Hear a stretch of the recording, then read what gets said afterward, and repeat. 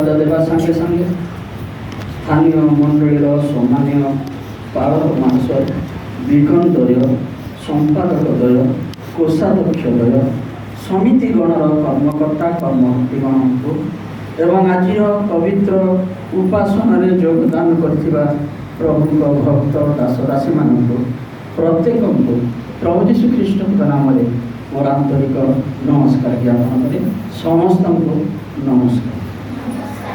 ଆସନ୍ତୁ ଆମେ ପ୍ରଭୁଙ୍କ ବାକ୍ୟର ନିକଟବର୍ତ୍ତୀ ହେବା, କାରଣ ପ୍ରିୟ ପ୍ରଭୁଙ୍କ ଲୋକମାନେ, ଆଜି ମୁଁ ମଣ୍ଡଳୀକୁ ଶିକ୍ଷା ନ ଦେଇ ଗୋଟେ ପରାମର୍ଶ ଦେବା ପାଇଁ ମୁଁ ଇଚ୍ଛା କରିଛି। ଯେହେତୁ ଯେଉଁ ଲୋକମାନେ ପରାମର୍ଶ ଗ୍ରହଣ କରନ୍ତି ଆଉ ସେମାନେ ପ୍ରଭୁଙ୍କର ଆଶୀର୍ବାଦ ଜୀବନରେ ପ୍ରାପ୍ତ ହୁଅନ୍ତି, ତେବେ ପ୍ରିୟ ପ୍ରଭୁଙ୍କ ଲୋକମାନେ, ଆଜିର ମୋର ଚିନ୍ତାର ବିଷୟ, ହେ ଭାଇ ଭଉଣୀମାନେ, ତୁମ୍ଭେମାନେ ଏକ ମନା ହୁଅ। ମୋର ଆଜିର ଏ ଓଳିର ଆଉ ପରାମର୍ଶ ହେଉଛି, ହେ ଭାଇ ଭଉଣୀମାନେ, ତୁମ୍ଭେମାନେ କ'ଣ ହୁଅ? ଏକ ମନା ହୁଅ। ତେବେ ପ୍ରିୟ ପ୍ରଭୁଙ୍କ ଲୋକମାନେ, ଧର୍ମଶାସ୍ତ୍ର ମାଧ୍ୟମରେ ଆମେ ଦେଖୁଛୁ ଦ୍ୱିତୀୟ କରନ୍ଥୀୟ ତାର 13 ପର୍ବର ତାର 11 ପଦରେ ଗୋଟେ କଥା ଲେଖା ଅଛି, ଟିକେ ପଢ଼ିବ।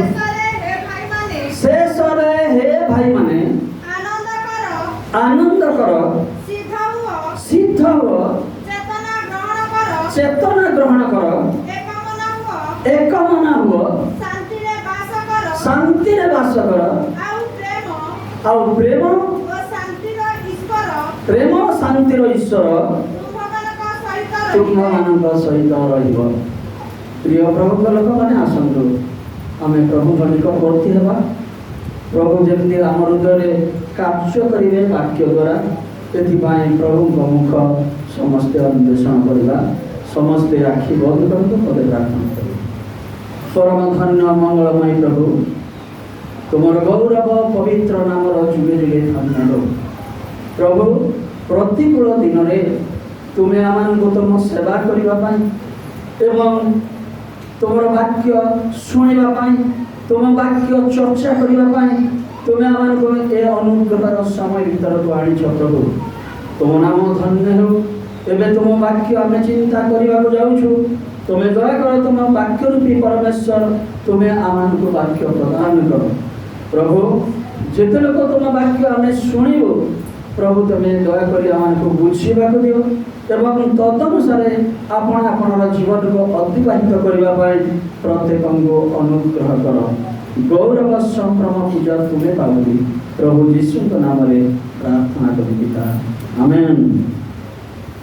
ତେବେ ଏଠାରେ ଆମେ ଦେଖିବାକୁ ପାରୁଛୁ, ପାଉଲ କରନ୍ଥୀୟ ମଣ୍ଡଳୀର ଲୋକମାନଙ୍କୁ ଦେଖୁଛନ୍ତି ଆଉ ଦେଖୁଛନ୍ତି ଯେ କରନ୍ଥୀୟ ମଣ୍ଡଳୀରେ ସେବା ଉପାସନା ଚାଲିଛି, ପ୍ରାର୍ଥନା ଧ୍ୟାନ ଚାଲିଛି, ସବୁ ବିଷୟ ଚାଲିଛି। କରନ୍ଥୀୟ ମଣ୍ଡଳୀରେ ସେମାନେ ଭଲ ଭାବରେ ସେବା କରି ଆସୁଛନ୍ତି, କିନ୍ତୁ ସେମାନଙ୍କ ଜୀବନର କଥା ପାଉଲ ଅନୁଭବ କରୁଛନ୍ତି, କାରଣ ସେମାନଙ୍କ ଭିତରେ ଏତେ କଥା ସେଠାରେ ଲେଖା ଅଛି। ତାର 11 ପଦରେ ସବୁ ବିଷୟ ଗୋଟି ଗୋଟି କରି ବର୍ଣ୍ଣନା କରିବା ଆମର ସମୟର ଅଭାବ, ତେଣୁ ସେ ବିଷୟରେ ସେ ଭିତରେ ଗୋଟିଏ ପଦ ମୁଁ ଆପଣମାନଙ୍କୁ କହିବି। ହେ ଭାଇମାନେ, ତୁମ୍ଭେମାନେ କ'ଣ ହୁଅ? ଏକ ମନା ହୁଅ। ଯେବେ ତୁମେ ଏକ ମନା ହେବ, ଈଶ୍ୱର କ'ଣ ହେବେ? ତୁମ୍ଭମାନଙ୍କର ସହିତ ରହିବେ। ତୁମେ ଯେବେ ପରସ୍ପର ଏକ ମନା ହେବ ମଣ୍ଡଳୀରେ, ତହିଁରେ ପରମେଶ୍ୱର ତୁମ୍ଭମାନଙ୍କର ସଙ୍ଗୀ ହେବେ, ଅର୍ଥାତ୍ ତୁମମାନଙ୍କ ସହିତ ରହିବେ। ଏ କଥା ସେମାନଙ୍କୁ ଜଣାଉଛନ୍ତି। ତମେ ଦେଖିଲେ ଉପାସନା ଚାଲିଛି, ସବୁ ଚାଲିଛି, ପରସ୍ପର ଭିତରେ କାମଳାକୁ ମଳି ଅଛି। ପରସ୍ପର ଭିତରେ ଏକ ମନା ନାହିଁ, ପରସ୍ପର ଏକ ମନା ସେମାନେ ନୁହନ୍ତି। ୟାର କଥା ତାକୁ ପଡ଼ିବାକୁ ନାହିଁ, ତାର କଥା ତାକୁ ପଡ଼ିବାକୁ ନାହିଁ, ଏଭଳି ଭାବରେ ସେମାନଙ୍କ ଭିତରେ ବିବାଦ ରହିଛି। ତେଣୁ ପାଉଲ ଅନୁଭବ କଲେ ଯେ ଏହି ମଣ୍ଡଳୀରେ ଏ ବିଶ୍ୱାସୀ ମାନଙ୍କ ଭିତରେ ଏକ ମନା ଏମାନେ ନୁହନ୍ତି। ତେଣୁ ସେମାନଙ୍କୁ ଏଇ କଥା ପରାମର୍ଶ କରୁଛନ୍ତି, ହେ ଭାଇ ଭଉଣୀ ମାନେ, ତୁମେ ମାନେ ଏକ ମନା ହୁଅ, ଆଉ ଶାନ୍ତିର ଈଶ୍ୱର ତୁମମାନଙ୍କ ସହିତ ରହିବେ। ତେବେ ପ୍ରିୟ ପ୍ରଭୁଙ୍କ ଲୋକମାନେ, ଆମେ ଧର୍ମଶାସ୍ତ୍ରରେ ଦେଖୁଛୁ ଦିନକର ଘଟଣା। ଆମେ ବାଇବେଲରୁ ଆମେ ଚିନ୍ତା କରିବା। ଆଦି ପୁସ୍ତକ 11 ପର୍ବ 5 ଆଉ 6 ପଦରେ ଗୋଟେ ସୁନ୍ଦର କଥା ଦେଖିବାକୁ ପାରୁ। ଅନନ୍ତର ମଣିଷ ସନ୍ତାନ ଯେଉଁ ନଗର ଗଡ଼ ନିର୍ମାଣ କରୁଥିଲେ ତାହା ଦେଖିବାକୁ ସଦାପ୍ରଭୁ ଓହ୍ଲେଇ ଆସିଲେ। ପୁଣି ସଦାପ୍ରଭୁ କହିଲେ, ଦେଖ ଏହି ଲୋକ ସମସ୍ତେ ଏକ ଓ ଏମାନଙ୍କର ଭାଷା ହିଁ ଏକ। ଏବେ ଏମାନେ ଯେଉଁ କାର୍ଯ୍ୟରେ ପ୍ରବୃତ୍ତ ହେଉଛନ୍ତି, ଏଥିରେ ଯାହା ଯାହା କରିବା ପାଇଁ ସେମାନେ ମନସ୍ଥ କରିଅଛନ୍ତି, ସେମାନେ ନିବାରିତ ହେବେ ନାହିଁ।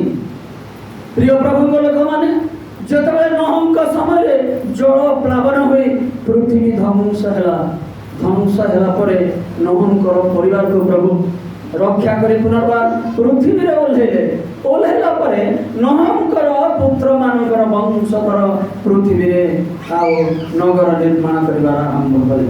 ଆଉ ଯେତେବେଳେ ନୋହଙ୍କ ବଂଶଧର ପିଲାମାନେ, ତା ନାତି ନାତୁଣୀମାନେ ଆଉ ପୃଥିବୀ ପରିପୂର୍ଣ୍ଣ କରିବା ପାଇଁ ଯାଉଛନ୍ତି, ସେତେବେଳେ ସେମାନଙ୍କ ଭିତରେ ଗୋଟେ ଚିନ୍ତା ଆସିଲା, ଆମର ପୂର୍ବପୁରୁଷମାନଙ୍କ ସମୟରେ ତ ପରମେଶ୍ୱର ଜଳ ପ୍ଲାବନ କରି ଏହି ପୃଥିବୀକୁ ଧ୍ୱଂସ କଲେ, ସମସ୍ତେ ଧ୍ୱଂସ ହେଇଗଲେ, ଆମେ ଗୋଟିଏ ପରିବାର ବଞ୍ଚିଲୁ। ତେଣୁ ଆଉ ଥରେ ଯେବେ ପୃଥିବୀକୁ ପରମେଶ୍ୱର ଧ୍ୱଂସ କରିବାକୁ ଯିବେ, ତେବେ ସେଥିରୁ ରକ୍ଷା ପାଇବା ପାଇଁ ଆମେ ଗୋଟେ ଯୋଜନା କରିବା। ଆଉ ସେହି ଲୋକମାନେ ଗୋଟେ ଯୋଜନା ପ୍ରତିଷ୍ଠା କରୁଛନ୍ତି। କ'ଣ ସେମାନେ ଚିନ୍ତା କରୁଛନ୍ତି? ଆମେ ଗଗନ ସ୍ପର୍ଶୀ ଏକ ଦୃଢ଼ ଗଢ଼ ନିର୍ମାଣ କରିବା। ଗଗନ ସ୍ପର୍ଶୀ ଏକ ଦୃଢ଼ ନଗର ନିର୍ମାଣ କରିବା। ଯେତେବେଳେ ଆହୁରି ପୃଥିବୀକୁ ପରମେଶ୍ୱର ଧ୍ୱଂସ କରିବାକୁ ଯିବେ, ସେତେବେଳେ ସେ ଗଗନ ସ୍ପର୍ଶୀ ଦୃଢ଼ ଗଡ଼ ଉପରେ ଆମେ କ'ଣ କରିବା? ଚଢ଼ିବା, ଆମେ ରକ୍ଷା ପାଇବା। ତେଣୁ ସେମାନେ ଏହି ଯୋଜନା କରି ସମସ୍ତଙ୍କର ମନ ସେମାନେ ଦେଖୁଛି, ସେମାନଙ୍କର ମନ ଏକ। ଆଉ ସେତେବେଳେ ସେହି ଲୋକମାନଙ୍କର ଭାଷା ହିଁ ଏକ, ଆଉ ସେମାନଙ୍କର ମନ ଏକ। ଏ କଥା ଆମେ ଦେଖିବାକୁ ପାରୁଛୁ। ଆଉ ଯେତେବେଳେ ଏମାନେ ଆରମ୍ଭ କରୁଛନ୍ତି ଗଡ଼ ନିର୍ମାଣ କରିବା ପାଇଁ, ସେତେବେଳେ ପରମେଶ୍ୱର ଦେଖିଲେ।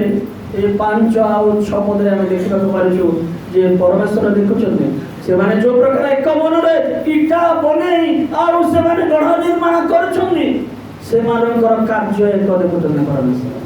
ସେମାନଙ୍କର ଭାଷା ଏକ ଥିଲା, ପରମେଶ୍ୱର ଦେଖୁଛନ୍ତି। ଆଉ ସେମାନଙ୍କର ମନ କେମିତି ଥିଲା? ଏକ ଥିଲା। ସମସ୍ତଙ୍କର ମନ ଏକ ଲୋକର ମନ କରିଥିଲା। ଆଉ ସେମାନେ ଯେତେବେଳେ ଗଢ଼ ନିର୍ମାଣ କରିବାକୁ ଆରମ୍ଭ କରୁଛନ୍ତି, ପରମେଶ୍ୱର ଦେଖିଲେ ଏମାନଙ୍କର କାର୍ଯ୍ୟ ଏକ, ଏମାନଙ୍କର ଭାଷା ଏକ, ଏମାନଙ୍କର ମନ ମଧ୍ୟ ଏକ। ତେଣୁ ଏମାନେ ଯୋଉ ନିଷ୍ପତ୍ତି ନେଇଛନ୍ତି ଏ ଗଗନ ସ୍ପର୍ଶୀ ଦୃଢ଼ ଗଡ଼ ନିର୍ମାଣ କରିବା ପାଇଁ, ତହିଁରୁ ଏମାନେ କ'ଣ ହେବେ ନାହିଁ? ନିବାରିତ ହେବେ ନାହିଁ, ପଛଘୁଞ୍ଚା ହେବେ ନାହିଁ। ଯାହା କରିବା ପାଇଁ ଚିନ୍ତା କରିଛନ୍ତି ଏମାନେ କରିବେ, ଆଉ ଗଗନ ସ୍ପର୍ଶୀ ଦୃଢ଼ ଗଡ଼ ନିର୍ମାଣ କରିବେ। ତେଣୁ ଆମେ ଏବେ ଓହ୍ଲେଇ ଯାଇ ସେମାନଙ୍କର ଭାଷାକୁ କ'ଣ କରିବା? ଭେଦ ଜନ୍ମା। ପରମେଶ୍ୱର ଓହ୍ଲେଇ ଆସି ଏ ଏକ ଭାଷାକୁ ଅନେକ ଭାଷା କରିଦେଲେ। ଆଉ ଯେତେବେଳେ ଅନେକ ଭାଷା କରିଦେବାରୁ ସେମାନଙ୍କର ନିର୍ମାଣ କାର୍ଯ୍ୟ ସ୍ଥଗିତ ହେଲା। ତେବେ ଆଜିର ପରାମର୍ଶ ଚିନ୍ତାର ବିଷୟ, ଆମେ ମଣ୍ଡଳୀ ଗୋଟେ ନିଷ୍ପତ୍ତି ନେଇ ଆମର ଯେଉଁ ଉପାସନା ଗୃହ ଥିଲା ତାହା ଆମ ପାଇଁ ଏକ ସଂକୀର୍ଣ୍ଣ ଗୃହ ବୋଲି ଜାଣି ଆମେ କ'ଣ କଲୁ? ତାକୁ ଭାଙ୍ଗି ପକାଇଲୁ। ଭାଙ୍ଗି ଦେବା ପରେ ଆମେ ଏକ ଉପାସନାର ଗୃହ ନିର୍ମାଣ କରିବା ପାଇଁ ଗୋଟେ ନିଷ୍ପତ୍ତି ନେଇଛୁ, ଗୋଟେ ପଦକ୍ଷେପ ନେଇଛୁ। তবে প্রিয় প্রভুঙ্গ লোক মানে এ পদক্ষেপ উপরে, এ চিন্তা উপরে, এ দৃঢ় নিষ্পত্তি উপরে আমার মন এক আমার ভাষা কেমতি হবে ভাব এক ভাষা এক কহিলে এ ইংলিশ বঙ্গালী নুহে আজ্ঞା জনে যাহা কহিলা তাকু আমি কোন করিবা কহব সমর্থন করিବାକୁ ହେବ।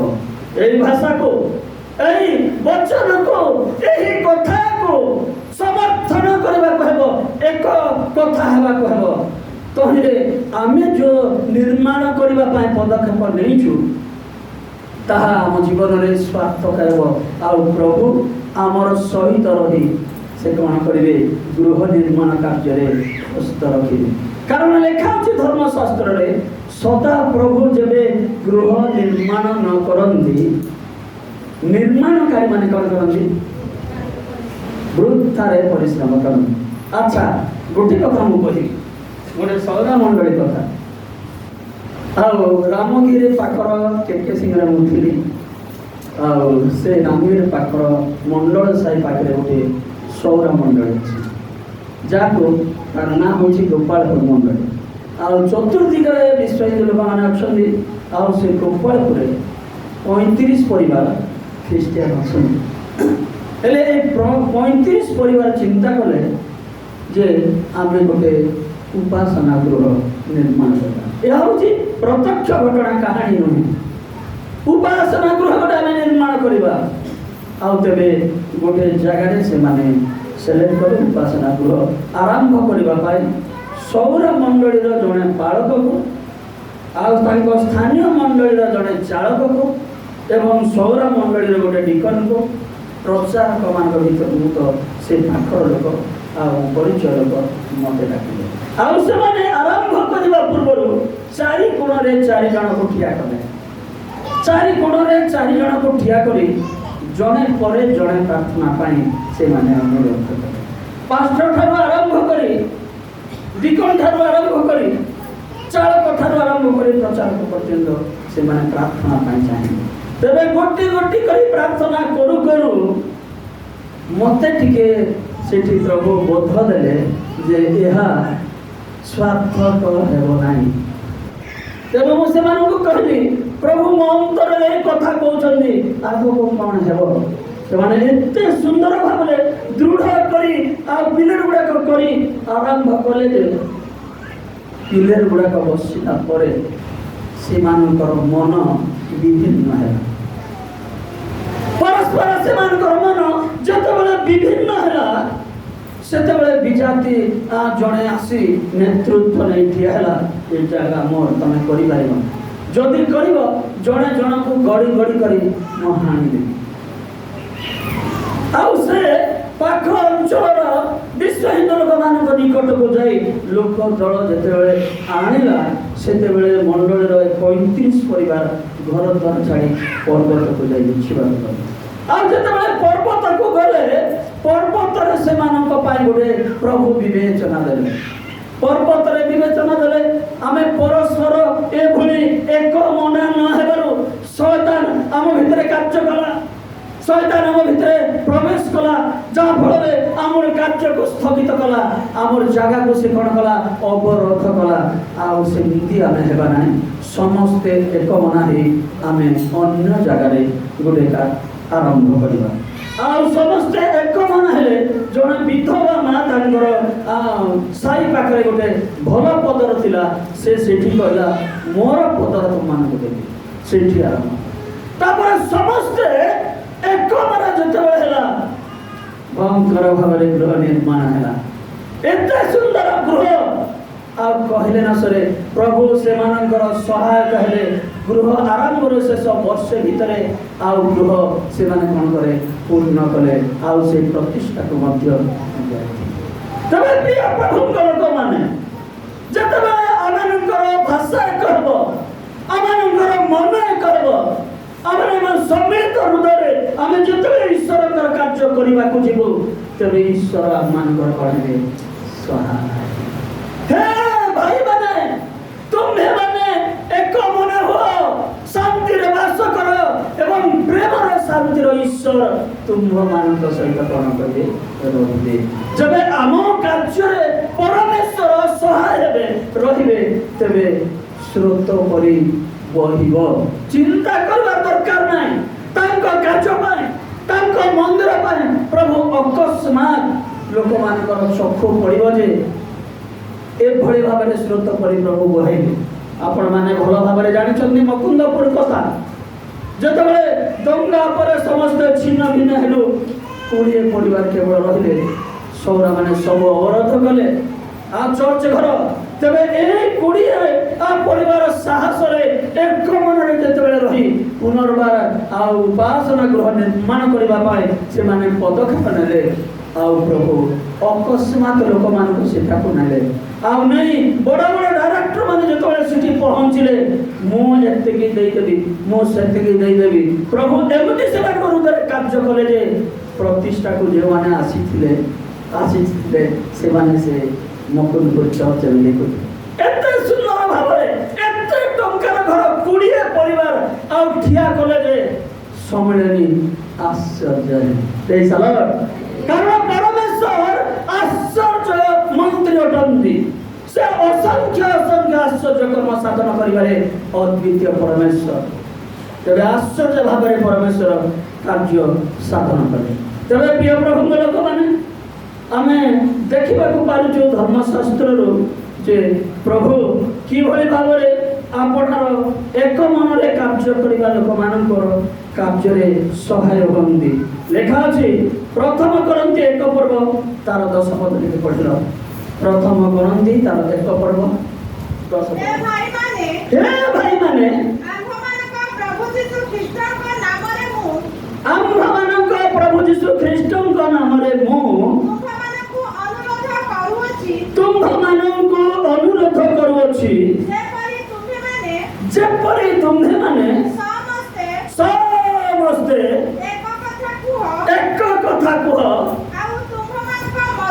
आउ तुम्भमानक मध्यरे तलभेद न हुए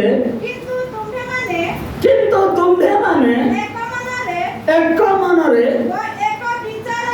एक विचार रे प्रेज द लॉर्ड हालेलुया आउरी से मंडली को परामर्श करूछन्ती हे भाई माने तुम्हे माने समस्त एक कथा कुह से गोटे कहला को ताको पड़ो ना केते मंडली एजी हमर शांति न हो केतक मंडली रे देखिबा को पारुछु ए 39 वर्ष सेवा कार्य रे कोठी कंकड़ा अछि को गातरे माछ अछि विभिन्न मंडली सम्मिलित छोट बड़ प्रत्येक मंडली को जाई जानबा को पाई तबे केतक मंडली रे एंती अछंती जे प्रभु ए मंडली को शांति न करू पाखरे पाखरे कर्मकर्ता माने बसी थाई से मानकर मन एक न थाई से माने परस्पर एक कथा न होंदी जोरे लोक जबे गोटे उपस्थापन करिवो मंडली रे थिबो तांको भितरे से उपस्थापन करिबाटा से कोन करिवो का एभଳି न हेबो हे भाई माने तुमे माने समस्त एक कथा कुह तुमे माने समस्त सम्मिलित हुआ समस्त एक मनरे कार्य करो पावलो बारे बारे से मंडली को एही परामर्श देउछ तबे जेउठारे परमेश्वरंकर कार्य आरंभ करा जाए धर्मशास्त्र रे लिखा अछि बोले आइम पुस्तक 40 रो 19 पद लिखि देखलो सेटारे गुटे कथा लिखा अछि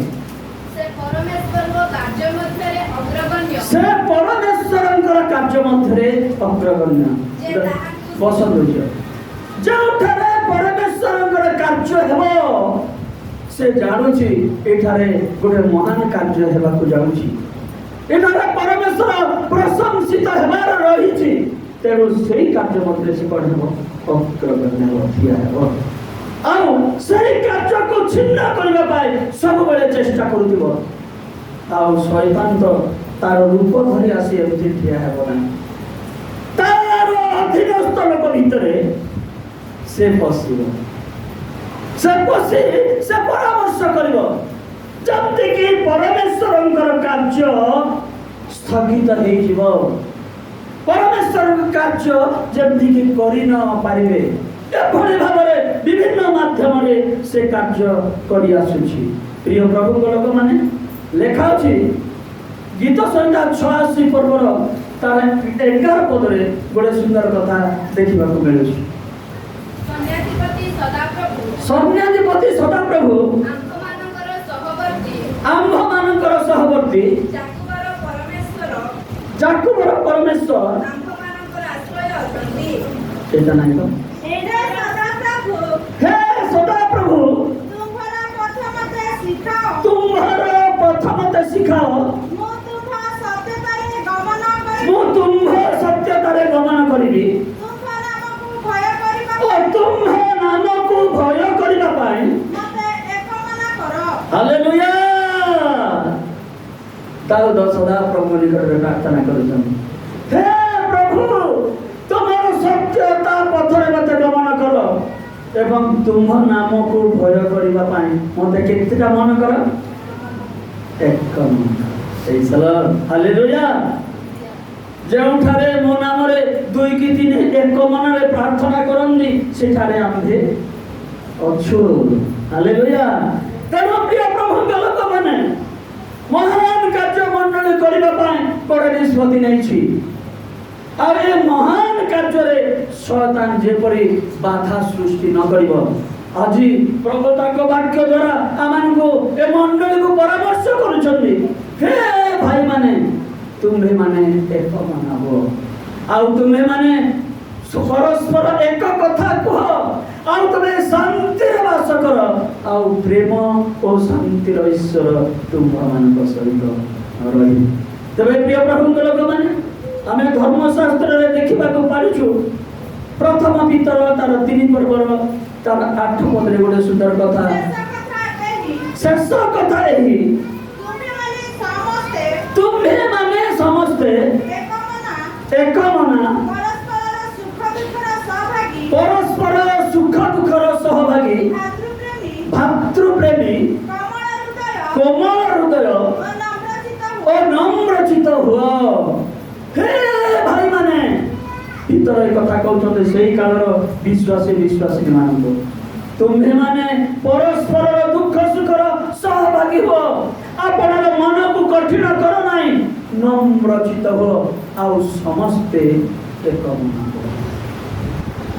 कारण जोठारे तांको लोक माने एक मन होंदी एवं आपनर कठिन मन को भांगंती सेठारे परमेश्वर उपस्थित होई आपनर कार्य से कोन करंती समाप्त करंती। तेणु प्रभु आमर प्रत्येक को एभली भाव वाक्य अनुसार परस्पर एक मन हेबाकु दियंतु एवं परस्पर दुख सुखर सहभागी हे परस्पर एक कथा होई एक भाषा होई परस्पर विवाद न होई आमे जे भली गोटे ईश्वरंकर गृह निर्माण करबा को जाउछु तहिरे परमेश्वर आशीर्वाद करिवे। गोटे कथा कहि रखिबी कारण यात्रा पुस्तक 25 पर्वर तार 8 पद रे गोटे कथा लिखा अछि। यात्रा पुस्तक 25 पर्वर 8 पद रे से माने आंभ निमंते गोटे पवित्र स्थान निर्माण करंतु तहिरे आंभे से मानव को मध्य कोन करबा तुम्हें माने आंभ निमंते गोटे पवित्र गृह निर्माण कर पवित्र स्थान गोटे निर्माण कर आंभ निमंते तहिरे आंभे उपस्थित हेबा। अन्य तर्जमा रे आंभे सेटारे प्रसन्न चित्त हेबा। प्रिय प्रभु लोक माने आसंतु महान कार्य मंडली गोटे निष्पत्ति नहीं करबा को जाउची तेणु जे भली एही कार्य रे समस्ते एक मना सम्मिलित हृदय आमे कार्य आरंभ करी समाप्ति करि परिबा सेथिरे प्रभु हम सहवर्ती सब कार्य से पूर्ण करिवे। प्रभु हम प्रत्येक को वाक्य द्वारा आशीर्वाद करंतु अनुरोध करिवे पाळपटी के वाक्य पानी प्रार्थना करिवे।